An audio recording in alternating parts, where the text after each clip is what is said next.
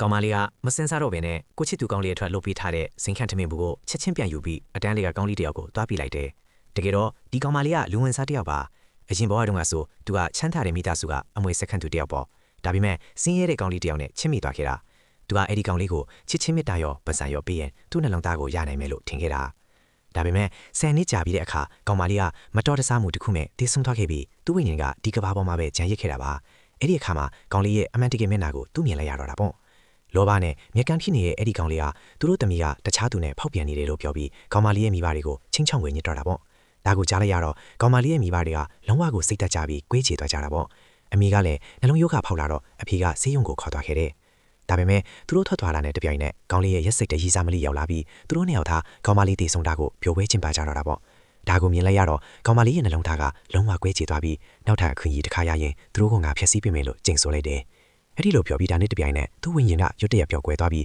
သူက10နှစ်တာကာလကိုပြန်ရောက်သွားတယ်။ကိုချီသူကောင်လေးအတွက်ထမင်းဖူးလုပ်ပေးခဲ့တဲ့နေ့ကိုတိတိကျကျပြန်ရောက်သွားတာပေါ့။ဒါကိုမြင်လိုက်ရတော့ကောင်မလေးကဘာမှနားမလည်ခင်မှာကိုပဲသူ့အချစ်ဆုံးတငယ်ချင်းကိုအတက်ရှင်လဲတွေ့လိုက်ရတယ်။အတန်ကျဲကျဲနဲ့ငိုပြီးတင်းတင်းကြပ်ကြပ်ဖတ်လိုက်တာပေါ့။ဘာလို့လဲဆိုတော့အရင်ဘဝတုန်းကအဲ့ဒီတငယ်ချင်းကကောင်မလေးရဲ့အဖေကင်းစင်မှုကိုတက်တည်ဖူးဖို့ကြိုးစားရင်တည်ဆုံတော့ခဲ့ရတာကိုသူကဆိုးရွားတဲ့ကောင်လေးရဲ့ထောင်ချောက်ထဲကိုကြာရောက်ခဲ့ပြီးသူ့အထက်ကိုဆုံးရှုံးခဲ့ရတာဒါပေမဲ့ကောင်မလေးကတော့သူ့ရည်စားကိုလူဝတ်ကြိုးစားနေတယ်လို့ထင်ပြီးအမြဲတမ်းသူ့ကိုပဲအဖြစ်တင်ခဲ့တာ